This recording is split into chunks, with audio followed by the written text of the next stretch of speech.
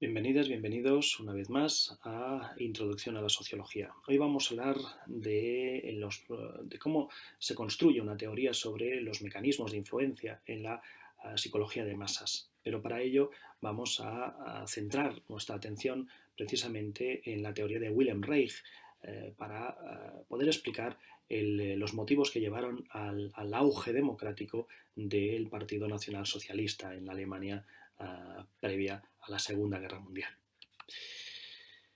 Wilhelm Reich, que será el autor que va a centrar nuestra comunicación de hoy, en 1933 publicó el libro que veis en pantalla, Psicología de masas del fascismo, un libro que por supuesto fue prohibido por el régimen nazi una vez llegó al poder.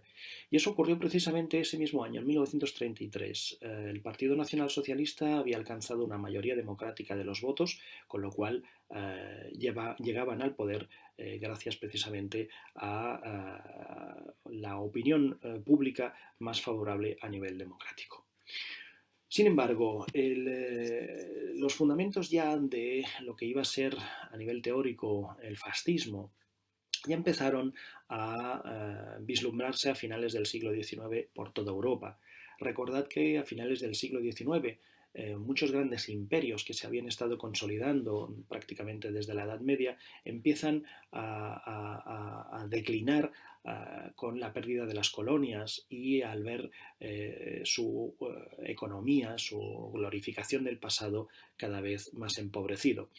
Eso hace que para muchas familias de raigambre aristocrática haya cada vez más una mayor preocupación por la pérdida de aquellas riquezas, de aquellas glorias del pasado que probablemente nunca más volverían a recuperar.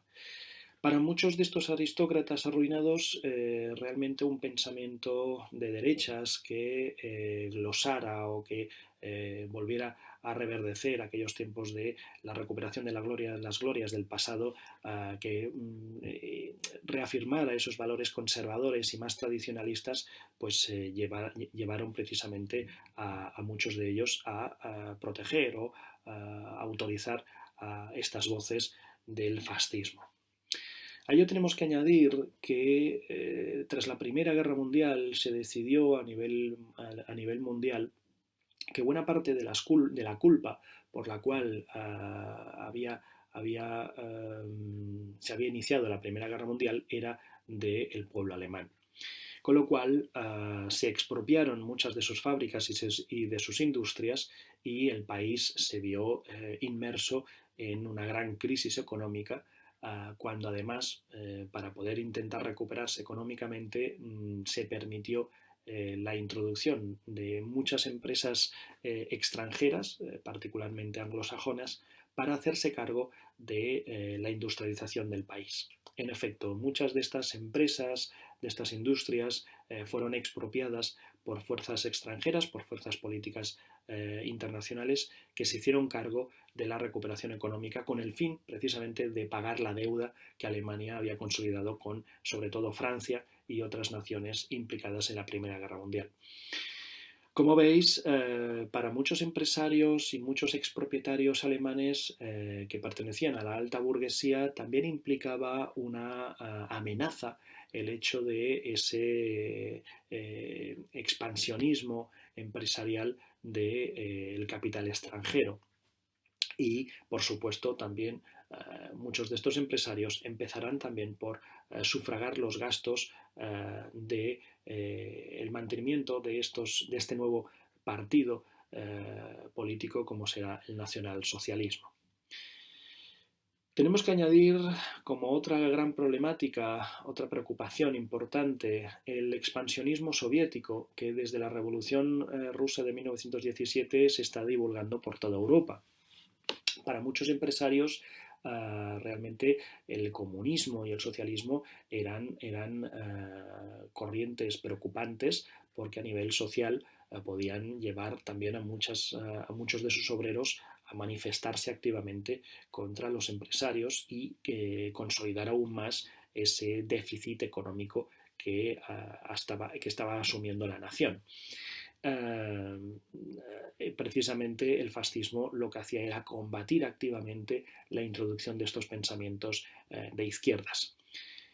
Y finalmente, 1929 va a ser un año capital porque precisamente entonces se va a sufrir a nivel mundial las consecuencias del crack de la bolsa de Nueva York. Como os decía, muchísimas empresas que se hacían cargo del mantenimiento de las industrias alemanas eran anglosajonas y particularmente estadounidenses. En el momento en el que muchos de estos empresarios estadounidenses se arruinan y van a la quiebra, también muchísimas empresas en Alemania también llegan a su fin. Y esto aún acelera más las preocupaciones de los burgueses alemanes, por proteger el escaso incentivo industrial que aún pueden sostener. Como veis, todo apuntaba a razones socioeconómicas para abrazar de manera fehaciente los ideales del fascismo. Wilhelm Reich, que veis aquí en pantalla, empezará sin embargo a preocuparse por el auge, por el ascenso del nazismo mucho antes, ya en 1927. En ese momento, Wilhelm Reich asistió a la confrontación entre varias masas de obreros que se estaban manifestando por sus escasas condiciones de trabajo, y también sus preocupantes condiciones de vida, ¿no? Y vio cómo las fuerzas represivas actuaban en contra de estas manifestaciones, causando en una de esas ocasiones, en una de esas jornadas, más de 100 muertos y más de 1000 heridos. A Wilhelm Reich no le preocupaba tanto el pensar qué es lo que llevaba a una masa de obreros enfadada a protestar contra el sistema social hegemónico, sino que su preocupación estaba más bien germinada por el hecho de que buena parte de la masa pública, de la opinión pública, no quería comprometerse, no quería mojarse con lo que había sucedido, ¿no? Con esa desmedida, esas desmedidas represoras por parte de las autoridades competentes. ¿Cómo es que la mayor parte de Alemania había girado la cara para no hacerse cargo de lo que de manera tan bestial había sucedido en esa manifestación? Esta es la razón por la cual Reich va a preocuparse por entender esos motivos irracionales que llevan a buena parte de la masa pública a no comprometerse con la realidad política, ¿no? A no querer de alguna manera hacerse cargo de esas problemáticas sociales que pueden acuciar a unos sectores de la población, ¿no? En detrimento de otros que viven con mayor comodidad y que no necesitan cuestionarse esas paradojas sociales. Este es el motivo por el cual en 1927 Wilhelm Reich va a introducirse en el círculo de intelectuales psicoanalíticos de Alemania y va a empezar a reflexionar, a investigar sobre esos mecanismos de la indiferencia respecto a la opinión pública, a la gran masa que simplemente prefiere mirar a otro lado. Buena parte de la culpa, dice Reich, está en la influencia, en la poderosa influencia de los mecanismos de propaganda de masas que de alguna manera auparon al Partido Nacional Socialista en Alemania. La gran campaña publicitaria, la gran campaña de propaganda orquestada por Joseph Goebbels, que veis aquí en pantalla, llevó también a una mayor manipulación de la masa pública, pero, según Reich, minando la idea de la unidad colectiva. Es decir, estos mecanismos de propaganda lo que hacían era que en lugar de pensar en la gran masa alemana como una unidad que de manera solidificada podría cambiar la realidad social, lo que hacía era, por el contrario, dividir, ¿no? Dividir a unos frente a otros. Es decir, en lugar de considerar que había una problemática que entre todos se podría arreglar dentro de la sociedad, lo que se hacía desde estos mecanismos era considerar que una parte de la gran población eran los elegidos, eran superiores, eran perfectos o más representativos de un ideal de nación frente a otros que se consideraban como chivos expiatorios, como parte activa o parte consecuente de esa gran crisis social y económica que estaba sufriendo la nación. En lugar de buscar una unidad, lo que se buscaba era precisamente una división, unos frente a otros. En lugar de arreglar el conflicto, lo que se hacía era culpabilizar a otros del conflicto. No se buscaba una solución activa, pero sí se buscaba al menos la idea de una respuesta para poder justificar el mal que todos estaban sosteniendo. Y eso, decía Wilhelm Reich, respondía también a un empobrecimiento de la conciencia de clase, el hecho de que la propia masa pública no se preocupara tanto por entender que esas diferencias, por lo que respecta a cómo se sufre, cómo se experimenta una crisis social, tiene que ver también con la propia pertenencia a una clase socioeconómica determinada. Eso era algo que evidentemente la propaganda nacionalsocialista intentaba evitar a toda costa. No había una diferencia entre ricos y pobres, había una diferencia entre los alemanes puros y aquellos que eran impuros. Como veis, aquí ya no había una cuestión de clase social, había una cuestión que implicaba razones de índole biológica incluso. En efecto, en buena parte de estos mecanismos de propaganda, se empieza a difundir la idea de que una parte significativa de la nación, digámoslo así, estaría determinada biológicamente, racialmente, frente a otras que quedarían marginadas o excluidas en lo social. Y esto llevaba también a tomar medidas desde el propio gobierno que de manera democrática se asumían como factibles, ¿no? Como potencialmente aplicables a unas reformas sociales. Todas aquellas personas que a nivel científicamente probado biológicamente no podían demostrar su pureza racial, es decir, pertenecer a la supuesta raza aria, pues quedaban excluidos de las decisiones administrativas que el gobierno estaba firmando. Por tanto, cada vez quedaban más marginadas dentro de lo que el cuerpo legal y normativo llegaba a establecer. Estamos pensando, evidentemente, en la realidad alemana y, por tanto, todas aquellas personas que pertenecían a otras etnias que no eran arias, ¿no?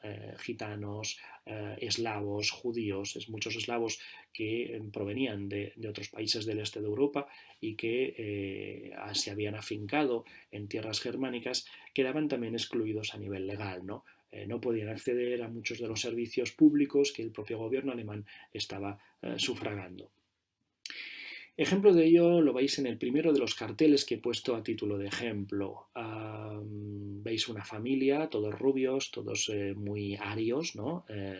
Que vienen acompañados precisamente de una leyenda que en alemán vendría a significar que los costes de mantenimiento de una familia aria son los mismos que los de un solo individuo en silla de ruedas. Es decir, como veis, se sigue reafirmando esa idea de la división entre aquellos que son perfectos, aquellos que han sido elegidos como representantes de la nación, frente a aquellas otras personas dentro del colectivo poblacional que no merecen la inversión de un dinero público. Por tanto, dice Reich, buena parte de estas justificaciones a nivel biológico, a nivel racial, a nivel social o ideológico que marginaban o excluían a una parte de la sociedad hicieron que la otra mitad mirara de manera indiferente a las decisiones que gubernamentalmente se tomaban sobre los primeros. El hecho de enviarlos a campos de concentración inicialmente fue algo aprobado casi sistemáticamente por buena parte de la población alemana. Como veis, lo que se estaba haciendo era invisibilizar una represión bajo la idea de una crisis que afectaba a todo el mundo por igual, pero que en realidad unos tomaban unas decisiones sobre otros. A ello, además, tenemos que añadir la fuerte influencia que se estableció desde el gobierno dentro de las grandes instituciones sociales que podían también difundir estos valores nacionalsocialistas. Estamos hablando de los cuerpos de funcionarios que estaba pagando el gobierno nacional dentro de las escuelas, dentro de las instituciones religiosas, dentro de las instituciones administrativas o académicas o científicas incluso, que lo que hacían era hacer un cambio considerable, ¿no? Casi de manera inmediata, por lo que respecta a los pensamientos de la propia sociedad germánica. Muchas de estas campañas de propaganda nazi subrayaban, como veis en las dos imágenes centrales, un propio modelo de la construcción del género en cuanto a hombres y mujeres. En el caso del modelo masculino se subrayaba esos valores de la virilidad y de la perfección anatómica frente a los de la mujer, considerada pues como un ideal de belleza cuyas funciones tenían que reducirse biológicamente a la reproducción maternal y a las labores del hogar. Ese tipo de valores que, como veis, están muy anclados en el pensamiento conservador y tradicionalista, realmente calaron hondo en buena parte de la sociedad germánica.